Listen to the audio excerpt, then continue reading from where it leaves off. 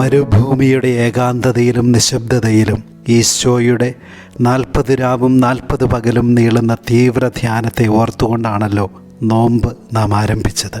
ആത്മാവിനാൽ നയിക്കപ്പെട്ട് മരുഭൂമിയിലെ ആത്മസംഘർഷങ്ങളുടെ കനലുകളിൽ ഊതിത്തെളിച്ച നിലപാടുകളാണ് നസറത്തിലെ സിനഗോഗിൽ ഈശോ പ്രഖ്യാപിക്കുന്നത്.